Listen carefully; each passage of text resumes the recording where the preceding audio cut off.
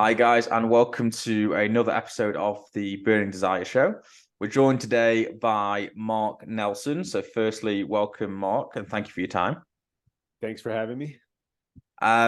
So I pretty much use this quite every time we use it in the intro, but I think it just kind of set the tone quite nicely from Steve Jobs' commencement speech at Stanford many, many years ago. And he said, you cannot connect dots going forwards, only backwards. So I always like to start at the beginning, and your story actually does start quite early on. So that's a good place to start. So, yeah, if you wanted to give us kind of an idea of your childhood and how you've kind of you talk about age 8 being quite important in your kind of story. Yeah, so when I was 8, I was a soccer player, and we would be out on the field playing shirts off soccer during soccer practice or whatever, or down at the local pool, anywhere where it's appropriate to see someone with their shirt off, and to see more skin than you usually would elsewhere. And I began noticing that there was this odd fat all over my body. And I was always well within my safe standard BMI, but I still had this odd fat all over my body. And when I would ask my parents or the doctors, "Hey, what's up with all this odd fat all over my body when I'm supposed to have muscle?" According to the to any scientific human body anatomy book, they have this image in there, and that image shows the human body, the standard body type 1, with all muscle and muscle mass fully developed. And my body looks nothing like that. And I had all this weird fat all over my body. And again, when I would ask my doctor, "Hey, what's up with all this?" they would say, "Don't worry about it. You're well within your safe standard BMI." But then I would say, "Well, but the safe standard BMI says that once you're within safe standard BMI, that you no longer have any excess fat on your body. Yet I have obvious excess fat all over my body, and I'm well within my safe standard BMI." And they had no answer, because at the time there was no such thing as skinny fat, which I'm happy to talk about more about. But and so as I grew, everyone kept saying, "No, don't worry about it. You'll grow muscle." But I didn't. As I grew, there was more fat on my body everywhere. And no matter what I did, it didn't matter about diet, it didn't matter about exercise, it didn't matter about lifestyle, it didn't matter that I was well within my safe standard BMI. It didn't matter. I couldn't get rid of this weird fat all over my body, and no one would listen. And so that sort of started me on my journey, but I'll sort of pause here and see if I'm making sense. No, that does make a lot of sense. I'm just curious as to for people to understand what era was this? So, like, what year? Like, in what period of time? So it was the mid 1980s, and that was right around when the BMI became the standard. And so, yeah. So that was kind of your and you describe again. I've read up about yourself. You described, I suppose, how most, and I remember myself, and I'm not in good shape now, and so I know, thinking back to it when I was a kid, like being not in whatever shape it is that you desire to be in for whatever reason, like, does have impacts on other areas of your life, your confidence and all these kind of things. Was that also an issue at that point as well for you? Oh, most certainly. So I was actually a star soccer player on a state championship team, and I was one of the best players on the team. What I position do you loved play? soccer. I was a midfielder. Okay. Um, and I loved soccer. I loved playing sports. But if you don't have any muscle on your body, you can't play soccer. I mean, so muscle is what gives you strength and speed and stamina and endurance and all of these things that an athlete requires to be a star athlete. And when you're 8 years old, your body hasn't started growing yet, and it's much different by the time you hit 10 or 12, when puberty hits, etc. And most of my friends were standard body type 1, and they grew all this muscle, and they were these hulking athletes, and I was this skinny fat dude who had this weird fat all over my body. And skinny fat has a scientific definition. It is defined as normal weight obesity. And how is someone normal weight obese? Meaning even when you're within your safe standard BMI, you still have excess fat in your body. Well, the other 5 types of skinny fat, which are cellulite, thin fat, loose skin, saggy skin, and crepey skin. And so that's how normal weight obesity, which I have been my entire life, and there were times in my life where I actually was obese as well, but normal weight obesity has been something that I have dealt with my entire life. And so it did a serious number on my self-confidence, and just in general. I mean, once you have to give up the things that you love, and not just give them up, but give them up because your parents and the doctors and everyone thinks that you're just lazy, you're just not working hard enough, when it is a fact that as I sit here now, as I sat there then all those years ago, it is 0% possible to get rid of any type of skinny fat. No amount of work in the gym, no amount of dieting, no amount of lifestyle changes will get rid of skinny fat. It is not possible to turn fat into muscle any more than it is to turn muscle into fat. Yet those were the expectations and standards that I was held to, and countless people in the world, as I sit here now, still are held to, in terms of quote unquote being healthy. Get within your safe standard BMI, you'll look like a standard body type 1, and that's all that you really need to do. But it's simply not true for so many people in the world, and that's what our body type science theory is working on, improving, bringing the science forward so that folks can really understand, why is my body the shape and composition that it is? How does that affect my metabolism, diet, exercise, and lifestyle, etc.? Okay, so just to rewind, because we'll definitely come into like your research and how that's come to be. So you at school, were you like a academic as well as being like a sports star as well? I wasn't. Now, when I was in high school, I was in the honors society. I had really good grades, yada yada. But when I got to college, we all had our own issues with our growing up stage. When I got to college, like pretty much everyone else that I knew there, we were all train wrecks. Just young people who had no idea what was going on, and we were total train wrecks. And again, whatever difficulties that were happening in my life prior, I brought all that with me. So college was really more about heavy drinking and chasing women and all the things that I shouldn't have been doing, and I did not focus on actual academics. So I graduated, but I could have done much better if I was more focused, but it was really just a blowing off of steam for 4 years from the previous 18 years that had been very difficult.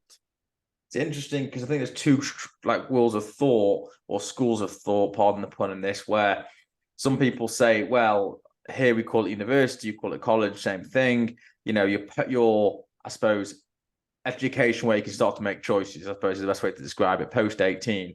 And there's some people that say, you know, in the UK, it's very different, right? So you have to pick a discipline before you start. So you have to say, if I want to be a doctor, I have to go to study medicine. If I want to be a lawyer, I have to study law. Within reason, there are exceptions, but that's a general rule of thumb. And there's a lot of people that then say a lot of these other degrees in the UK, I don't know, sports science, for example. Some people might say, oh, what's that lead to in X, Y, Z, right? Bad example, but one example nonetheless. Or English literature, that's better, right? What job does that? What, a librarian? Like, what is it?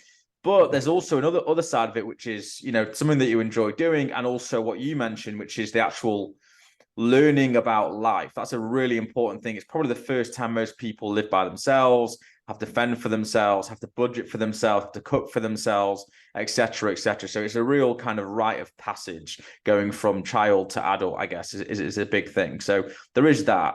But I suppose it was the same then and is now. College in the US is very different, and as far as you don't choose what you're studying necessarily right at the start, you go along a path and you can elect different classes. Was that how it was with you as well? Yeah. I was always very good at business management or just management in general. So I never had any problem with finances or budgeting or any of that. I've just always been very, very good at that. But when I was first starting out in my freshman year, that's what I did. I just took some classes to figure out what I was actually interested in. And I just settled on business management because I was already good at it. It was common in my family, and it pretty much applies to anything, even the scientific research that I'm currently doing. It all requires management. And so it just seemed like a proper universal choice to, at least get things started. So for people that don't understand, haven't been to a business management type class or educated in that way, what are you learning in that kind of environment? It really depends on if we're looking at local business or national business or international business. We really learned about all of it.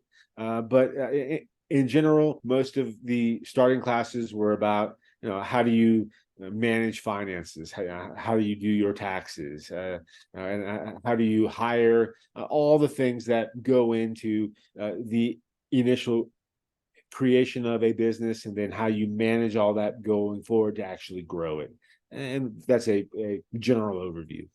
Okay, and you've completed that, and where did you go to university or college? Sorry, Oh, I went to a little school in the state of North Carolina called Appalachian State University. and It was up in. was there a reason for choosing that particular college?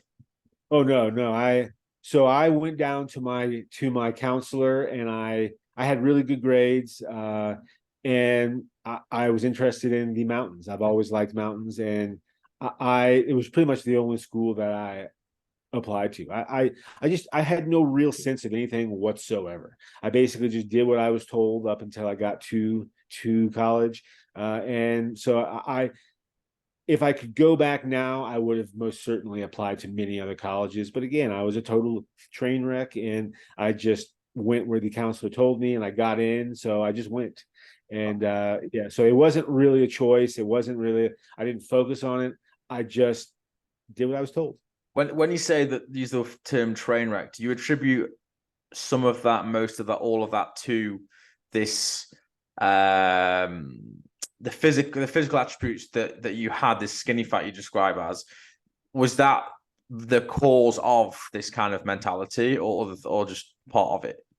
That was a part of it, but I have never met a human being who wasn't at least messed up.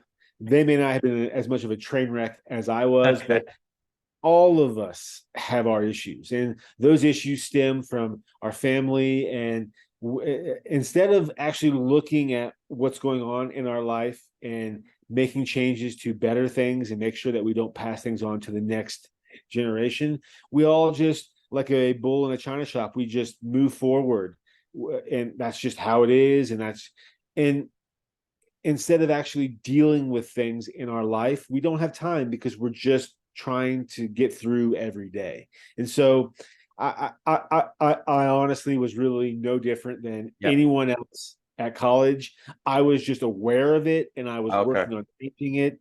And when I would have this conversation with someone, be like, God, I'm such a mess there, people would make fun of me like they weren't a mess. Ain't nothing wrong with me. But when I would point it out with me, because I was just honest about it, again, they would look at me like there was something seriously wrong with me. And I learned relatively quickly to keep my mouth quiet, that most people didn't think that there was anything wrong with them whatsoever. I'm totally normal, nothing wrong with me. And yet that's simply not true. So Yeah, I was just trying to ascertain if the kind of the weight issue, let's call it that, was a contributory factor to it. You just general, rub of the green. It wasn't anything specific. right. So, but I would definitely say that the the trauma that was caused by my specific genetic scientific body type was definitely a factor in making all that worse, because Yeah. again, it really ruined my self-confidence. And once I had to let go of all the things that I really cared about, now who am I and what can I really do? Because my body is so limiting that what can I really do with this body? And so once I got out of college and actually graduated, that's really where my path went. Was why is my body the shape and the composition that it is? Why is no one in the medical community listening to anything that I'm saying. I went in when I was first out, and I took a scientific job at the University of Colorado Boulder, and I was doing research in the psychology department. I had really good health insurance, and I went and had every test done. They poked and prodded, and they came back and said, "You're totally normal. Here's some Tagamet for your heartburn. You're totally normal." And no one wanted to talk about all the skinny fat all over my body, why it was there, what it meant. No, you're totally within your safe standard BMI. You're healthy. That's all that they cared about. Interesting. And so going back to that first job, like, what was the reason you took a job in there? Was it just you took what you just didn't have a direction? It just opportunity came around and you just decided to go down that road? That was it. So I was really starting to focus in on science, because I had tried all the diets, and there wasn't really internet at this time. It was just starting up, right? So this is around 1996, 1997, and the internet's new, and email and all this is new. So it wasn't like now where you have a smartphone. I mean, the first smartphone didn't come out until 2007. So there was none of that. So it wasn't like I could go to the internet or my computer and do research on diet, exercise, and lifestyle to figure out the best diets. You had to go to the library and look at things there, or speak with folks, which was few and far between. And so a lot of my figuring out my diet was just trying things. So I tried being a vegan, I tried being a vegetarian, I tried, being all the different types of diets, and none of them changed how my body was. I could definitely lose weight and gain weight. I knew that, right? But I couldn't get rid of this other fat on my body. And so, is that making sense? Yes, yeah, it definitely is. So you take this job in Boulder, and is it just randomly that you end up being a researcher in the psychiatry department, or did you was it something that you wanted to go into at that point? That part was definitely random. So I basically was just looking for a job doing scientific research, and that happened to just be one of the ones that I applied for that I actually got. And so, And what were you looking into at that point? So we were looking at dyslexia and retraining the brain how to read. Wow. And how long did you spend there? I was there for 1 year, and then I left there and ended up going into tech for a time, just learning how to build websites, learning the IT side of business, and was there for a few years until I opened up Fellow One Research, and we started our own research. Okay, so you did the tech stuff, but whilst you're doing the tech stuff, did you have a view on to still this scientific side of your brain that you wanted to go down that road? Again, was the tech thing a stopgap, or at the time it was like, I feel like there's opportunity here because things are opening up, opportunities with the way macro tech was kind of moving on? There's a little bit of all that. So I knew that growing a business was going to require a website and understanding the IT side of things. And so there was just advantage there in learning all of that. But in general, I was also very interested in wellness. And so the jobs that I took were at a botanical institute and a school that was focused on sustainability at the time, which is no longer in existence. But I was really just trying to figure out how all of these pieces fit in terms of business, while at the same time in my own personal life, I was still very, very in depth in terms of looking at my diet, exercise, and lifestyle, and understanding how do those play into me better understanding my specific body type so that I can manage it as well as possible. That makes sense. And so I guess naturally that led you on to Fellow One Research, right? That was the natural progression? So were you kind of always, was it subconscious? Was it conscious that you were always going to go do something in your own self in the scientific community and kind of fuse that with your business brain? Was that always part of the plan? No. So it was definitely more subconscious. After working all those other jobs, I learned that I don't want to work for somebody else. That there's too much constriction and rules, etc., that don't allow me to do what is actually necessary. And so that was actually the motivating factor in terms of opening up my own business. Yeah. So can you talk about how that started and what that is now? Yeah. So basically, again, after dealing with the medical community and doctors, etc., no one listened. No one. Even as I sit here now, I go in and see my doctor, and they don't care about any of this. All they care about is the BMI. So eyes would glaze over, and I just gave up on that route. But the fact of the matter was nobody really cared about any of this, right? And so I went out and I looked at the different body types that currently existed at the time, and there were no scientific body types.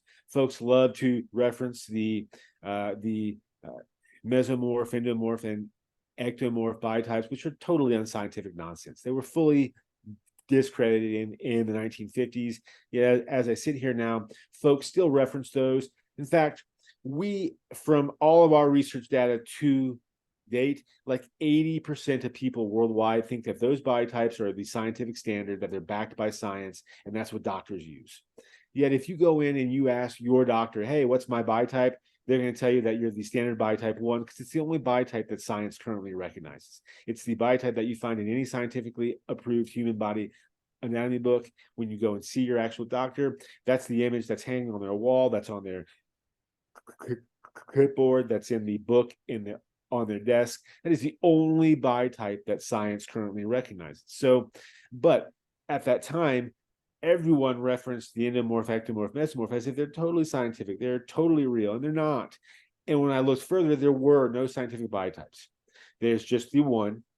There's actually 3 scientific medical body type standards. There's the standard body type 1, there's the standard BMI, and there's the standard BMR, which is basal metabolic rate, which is the bare minimum number of calories daily that anyone's body requires to survive. And those are the 3 standards that are used. And if you're not a body type 1, it's because you're eating too many calories per day. The calorie in, calorie out model, that's been disproven by science. A calorie is not a calorie.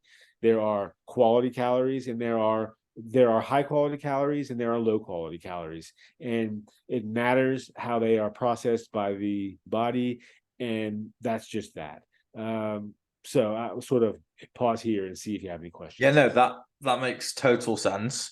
So, as I say, when you started up your business, as it were, Fellow One Research, was the underpinning or the overriding factor, I have to figure out for me what this skinny fat thing actually really is, and like, you know, get under the skin of this, for pardon the pun, to understand this so I can then share my findings with the world. Was that the overriding mission? Most certainly, yeah. And so how do I do that? And so no one listened. And again, they're really, so at the time I didn't have much money, so it wasn't like I had the ability to just go and build the website and do all the things that I really wanted. And because I was nobody, and because I didn't have any connections, there was no funding. So I was really on my own. And so I had to really figure all this out. So the first decade or so was really me doing the research on myself and looking at things and really struggling. I had some part-time jobs that helped pay the bills. But in that time period, again, because medical science is grounded in science, and you have to have the actual data and the actual research, no matter what you say, a doctor can't just say, oh, well, that's a really good idea, I'll start to apply that to my patients. Yeah. No, that's how it works. They have, one of the biggest things that doctors worry about is malpractice, because, if they make a mistake, they are human, then folks sue them. So they have very strict rules, etc. So And I didn't understand that then. I just knew that there was something wrong with me.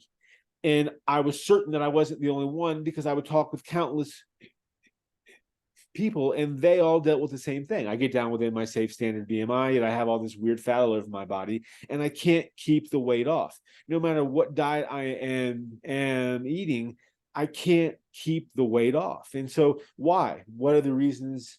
And so I was looking at all this, but I was really looking at me and understanding my body and doing all this testing. So it was, a decade of really hard work that really, it was just a struggle, because again, there was really no support from anyone, because I was on the cutting edge, still am on the cutting edge of science, and it was just a learning period to figure out, what does all this mean. I'm curious, during this time, were friends and family aware that you were looking into this, or did you keep it quite kind of under wraps until you figured out maybe that it meant anything? That's a really good question.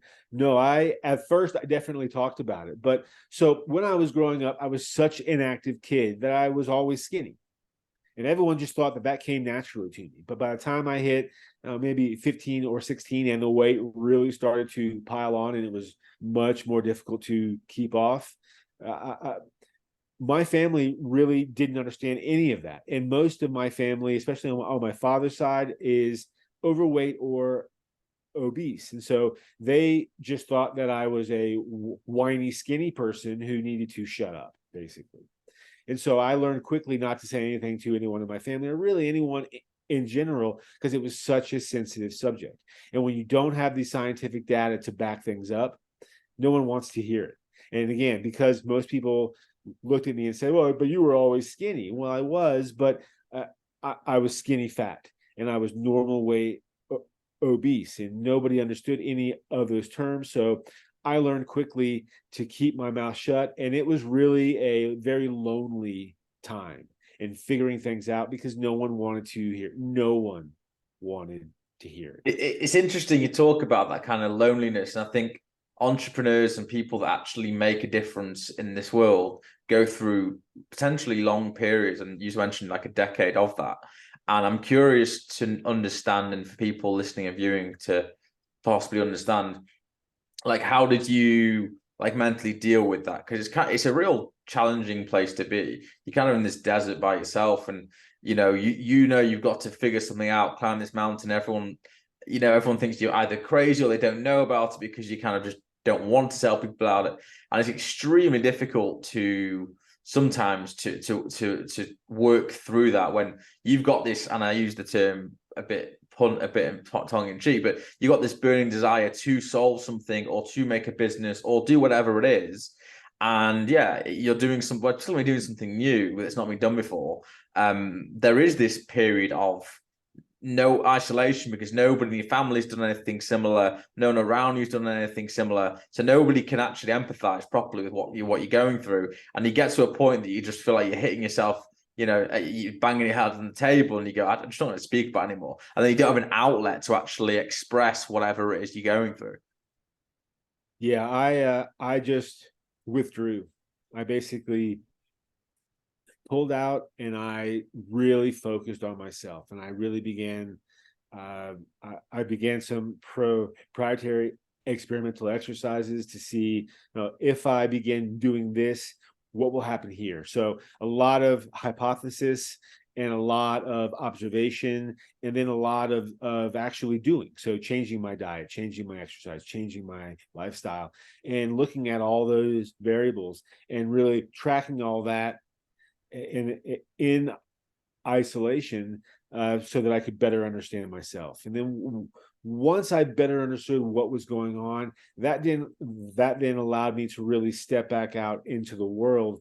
But in that time period, I had bills like everyone else, so I had to take other side part-time jobs. So it was a very slow process in getting to where I am. But eventually, the website grew to a place where we built the scientific biotype quiz, the first ever. and it has proprietary algorithms for diet, exercise, and lifestyle. So we went out and we pulled all the most current science, and we built these algorithms that will tell you, all right, relative to what science knows right now, is my diet healthy? Is my exercise healthy? Is my lifestyle healthy? And then all that. And then how does that affect my metabolism? And then we combined all that into a total health score so that you can get a real sense of, how am I doing with things? Am I actually eating healthy? Am I actually doing exercise that's healthy? Is my lifestyle healthy?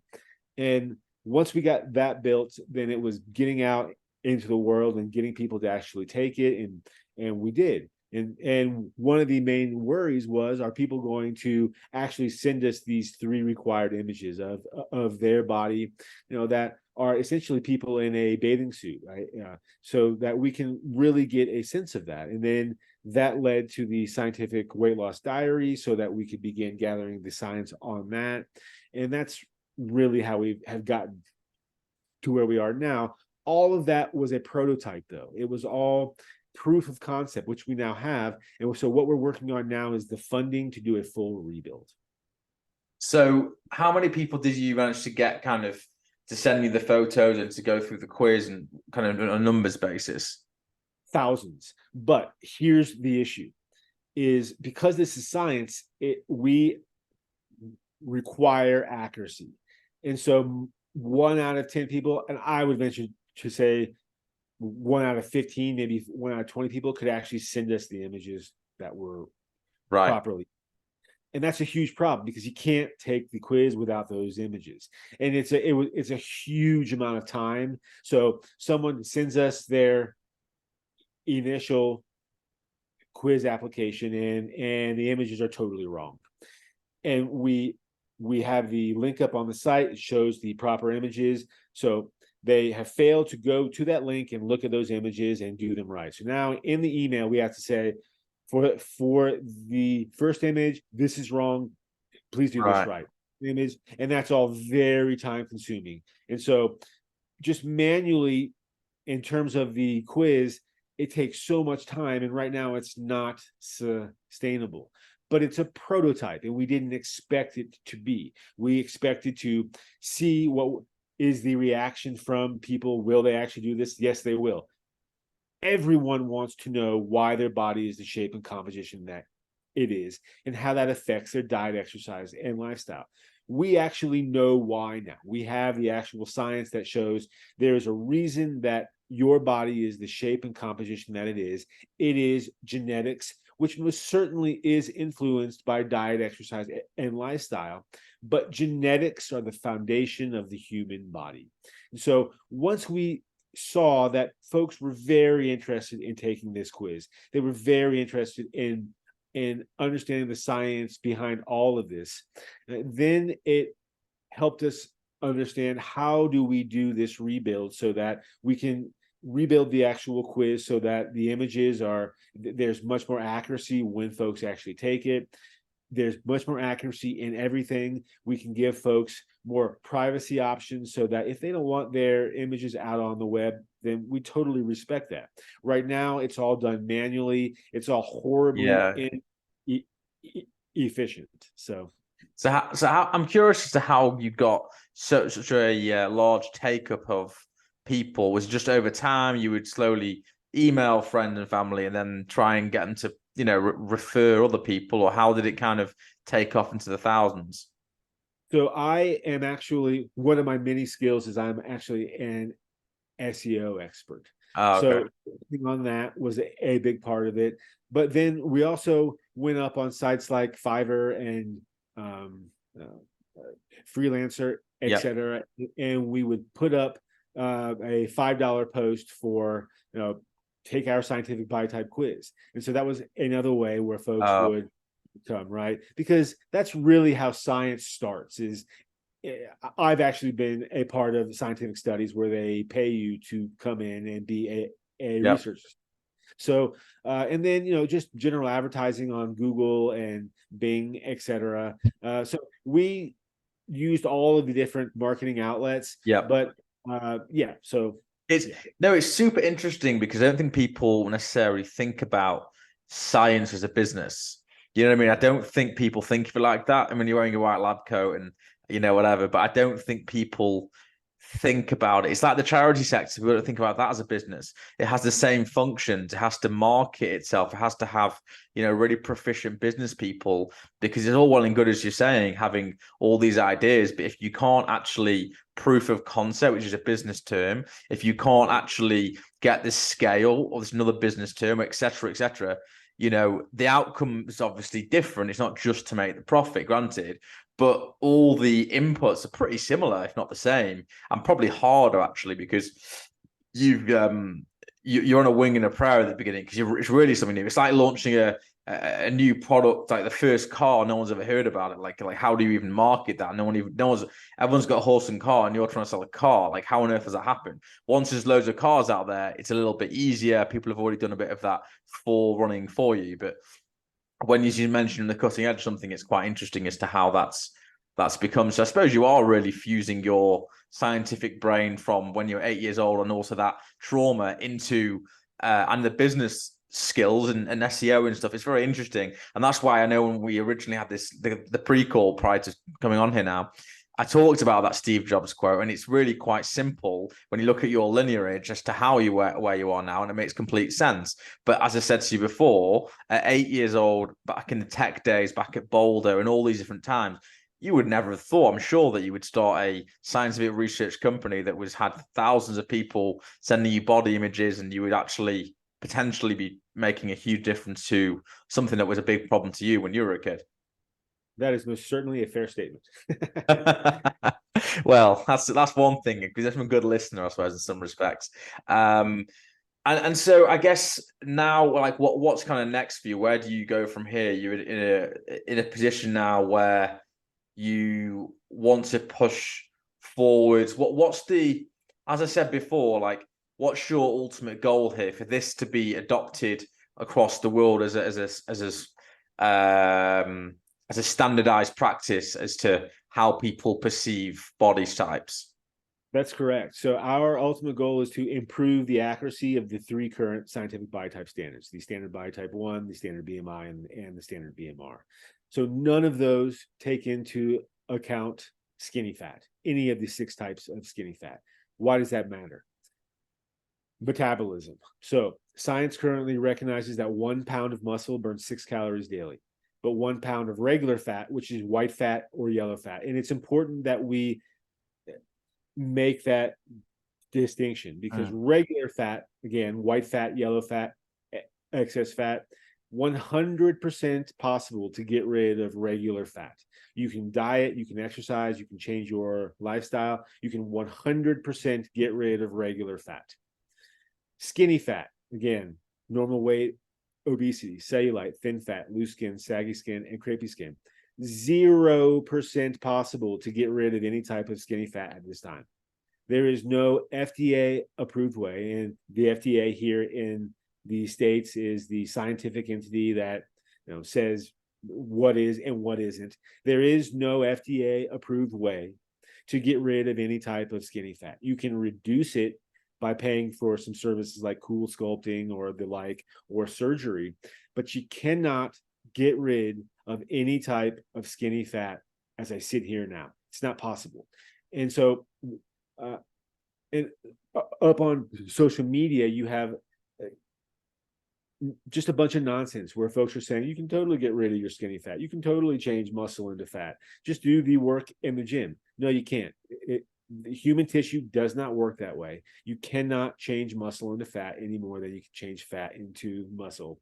And so understanding all of these variables, and understanding that the more skinny fat, the more regular fat that you have on your body, the slower your metabolism. The slower your metabolism, the fewer calories that you burn. And yet the standards that we're all held to when you go and see your doctor, when anyone else, the standards that you're being held to are the standard body type 1.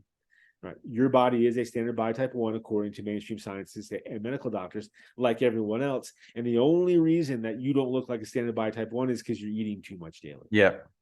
That's it. And it's total nonsense. And the science is now clear on that. that the calorie in, calorie out, a calorie is a calorie model is not accurate. It's not right. That's not how it actually works. That there are different body type shapes because of genetics. That your diet and exercise and lifestyle matter, and so we want to improve these standards by including skinny fat in the actual calculations. Improve, and so the standard body type 1 doesn't technically have a calculation, but it's why we have our 4 body type model, where there are, there's the standard body type 1, then there's the body type 2, the body type 3, and the body type 4, and there are genetic reasons why you are either of one of those 4 body types. And then you have the standard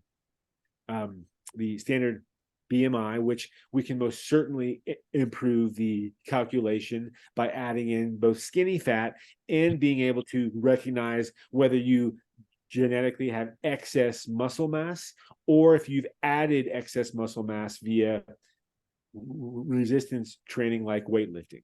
So we can improve that calculation. And then the standard BMR, that also fails to account for any type of skinny fat. So if you have skinny fat on your body and you are currently using the standard BMR, then you're likely still eating too many calories daily, because again, regular fat and skinny fat only burn 2 to 3 calories daily. So we want to improve all of these standards. The only way that we can do that is to do a full rebuild with the scientific body type quiz and the scientific weight loss diary, so that we can improve our scientific data gathering. We need to get to 5 million, 500 million people in terms of the data. And currently our prototype is at 500 people. And so there's a lot of growth here, but we can't do that without funding. And how does that work in the scientific community? How do you gain that traction or funding? Scientific data. So the funding itself is just hard work. It's just out, and you're fighting for the very competitive grants that are out there. We're working up on social media. We're trying to find influencers who get what we're doing and will help us go out.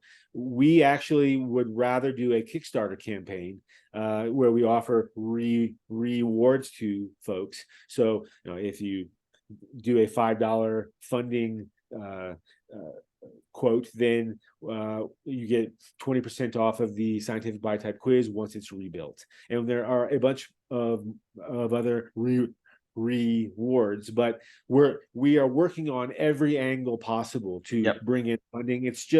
It's highly competitive, and our biggest hurdle is education. Is getting people to understand why our science is actually real, and our scientific data, how it all works, etc. And re-educating people. Again, like 80% of folks out there think that the endomorph, ectomorph, and mesomorph are based on science, and they're the actual scientific body type standards.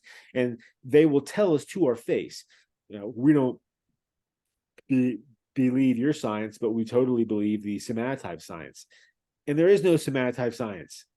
And so these are the hurdles that we're actually up against, is educating folks, who many of which are already convinced they already know everything about everything. I already know why my body is the shape that it is, and the diet, exercise, and lifestyle. Yet you go up and look at their social media posts, and they can't keep the weight off. They're struggling with weight loss. They're struggling with their body identity, etc.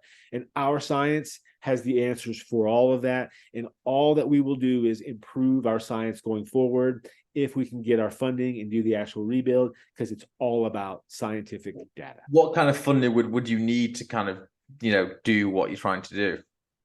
It took us $250,000 to build the prototype and proof of concept.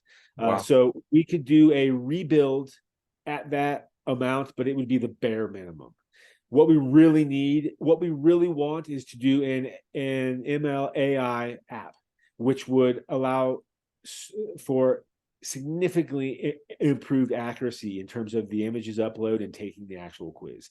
We have a manual way that we can do that we feel is actually probably just as accurate, but we're open to either. But to do the full rebuild, we would need no less than $1 million, and 1.5 million would really be our sweet spot, where we know we could do the the AI ML app and all of it, and really do this right so that we can grow this science. And then from how's it work from a grant perspective? Say some I guess is it foundations and universities, etc., and companies I presume have these things. And say you did get 1.5 million, what does the person, the grantor, is it the grantor? What do they get out of it? Do they get like how does it work in that model in the science world? Do they kind of get a share in something, or what happens? So no, because we are a scientific research nonprofit, there's no equity. Okay.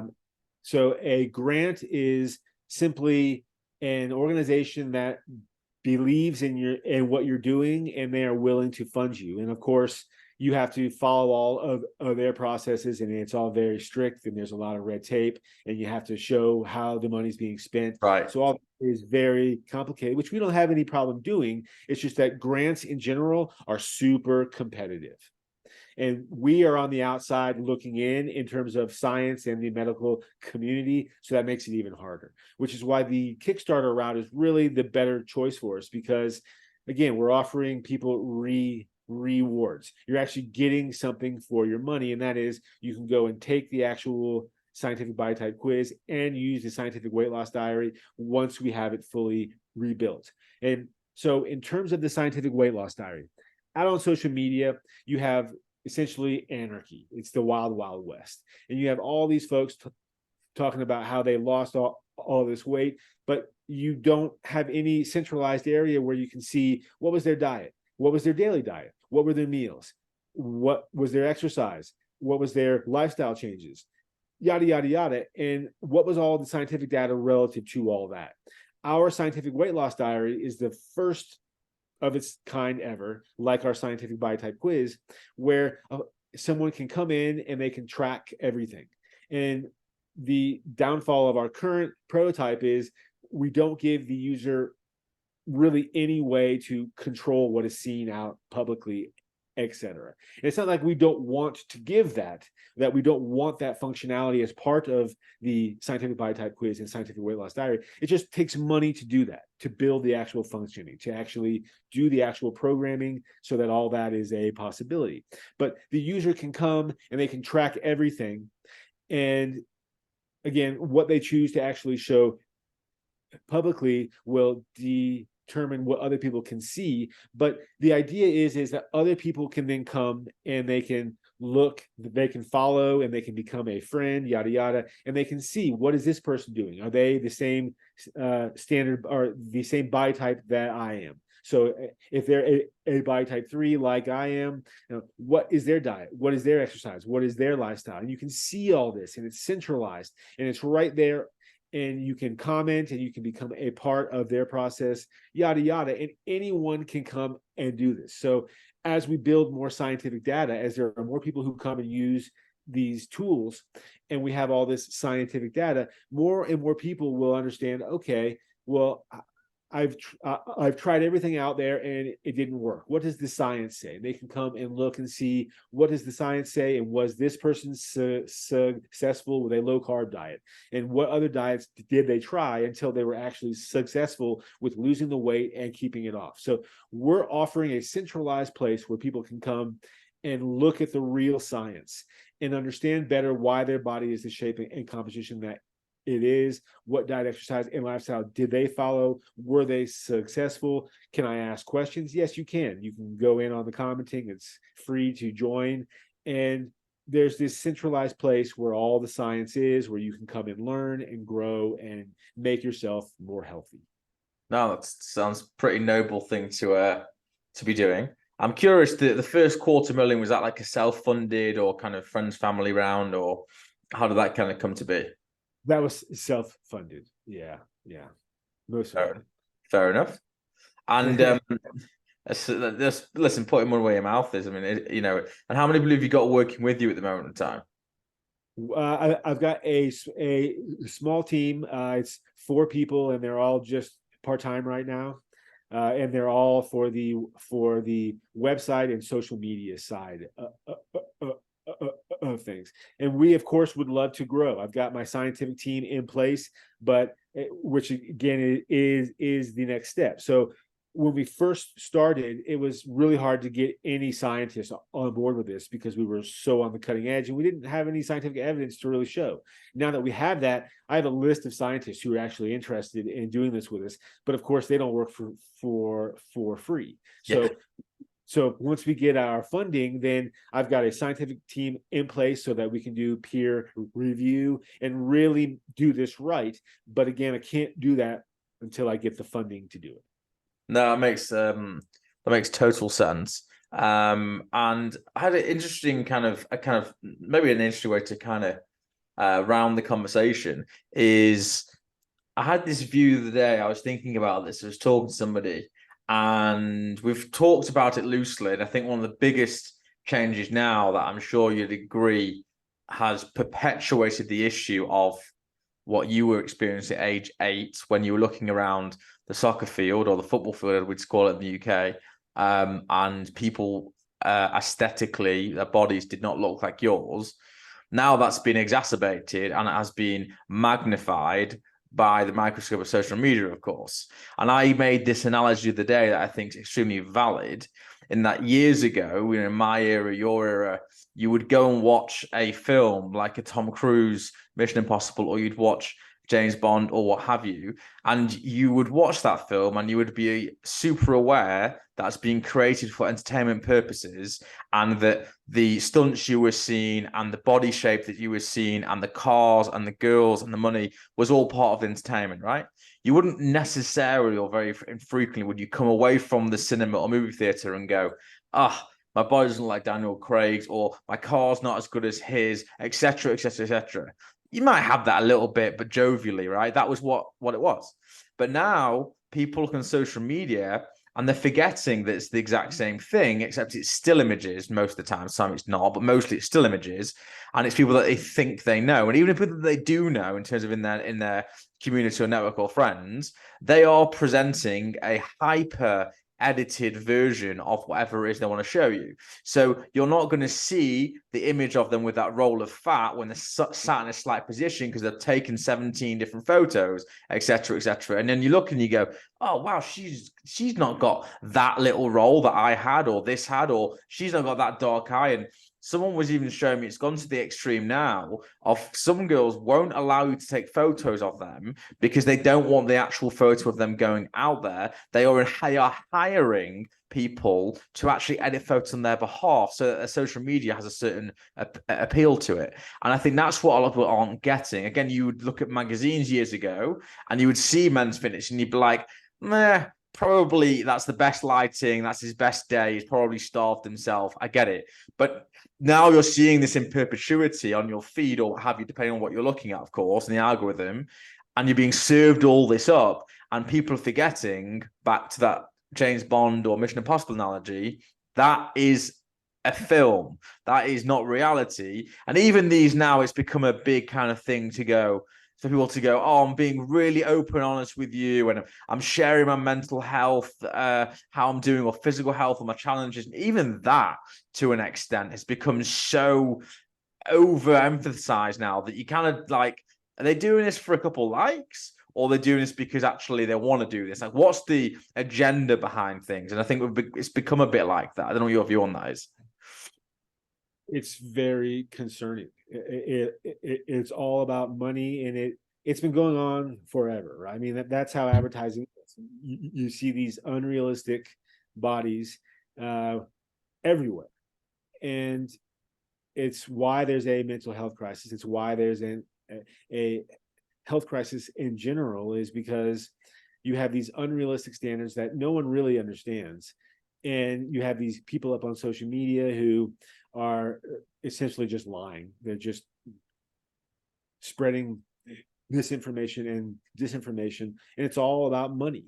And we understand that, and we would like our own fair share of the money so that we can fund things. But we're scientists, and lying isn't what science is about. It's about bringing forward actual real truth and knowledge so that we can better things. So we see this daily, and we talk with folks who see all this up on social media, and they are holding themselves to these totally unrealistic, unfair standards, and they'll never achieve it. They're being sold these diets and these exercises and these lifestyle routines that are all might work for some people, but not for other people. And yet you have these influencers who are likely a standard body type 1, and they're not giving any credence whatsoever to their genetics. They're just saying, no, it's just all about hard work. It's just my diet, exercise, and lifestyle, and anyone can achieve it. And that's completely 100% untrue. Not everyone can achieve those bodies. Most of them, as you said, have been taken in the right light. They've been photoshopped so that they look perfect. And all the people on the other side of that camera don't care about you. They don't care about your body. They don't care about your diet. They don't care about your lifestyle or exercise. They only care about the money that you pay them for then spreading all those lies and all this information, yada, yada. And that's what we're up against. Again, as scientists, if we say one thing wrong up on social media, we're held 100% accountable for it. Yet everyone else is held 0% accountable for anything that they say. And it's 100% unfair. But that's the standard that we are being held to, and that's what we are up against. And there's really nothing that we can do about it, because when you're scientists, again, you're held to the scientific data, evidence, and facts. When you're just a social media influencer, you can say whatever you want. So it's a huge problem that I don't know how you solve it, because I believe in free speech, and I don't think that we should be censoring stuff. What I believe in is that folks need to be educated and they need to make better choices. The problem is there are a lot of people out there who aren't the sharpest tools in the shed, and they really are looking for ways to better their life. They just don't know how. They don't know where to turn, and that's why we have built our website and we're doing our science, is because science is where you turn to. Science has the answers, and the more scientific data that we can bring forward, the clearer that it all is, and the sooner that we can solve all this nonsense and actually make the world a better place. I think that's a nice little way to end the conversation. I really thank you for your time, Mark. It's been super interesting. I'm so grateful for the ability to speak to people like yourself and such a diverse range of kind of guests that I have to learn stuff and come across people that I probably otherwise would not. So yeah, it's a real kind of thank you to you. And I always think rather selfishly, I just love doing this. And if one person sees this and it actually makes them think about something or reach out to whatever the case, then that's pretty cool. And if not, it was nice to kind of have a conversation. And yeah, listen, I think you're doing something noble and has a certain a significance beyond maybe when you started. Now with the advent of social media, it's becoming more and more important, and body image has always been a thing, but I just think it's now getting to the point where yeah, we need some more kind of, hold on a minute guys, like that's not even, it's impossible, you know what I mean? Like so I started before, I was talking about like goal setting and whatnot, and yeah, if you're setting goals that are just like, oh, next year I want to launch a rocket to space, well, you're not, because that's just not going to happen. Like, it's the same sort of thing. In fact, you have a better chance of doing that than achieving some of these body types, and that's saying something. Okay. So thank you very much for your time, and yeah, I look forward to seeing how you get on.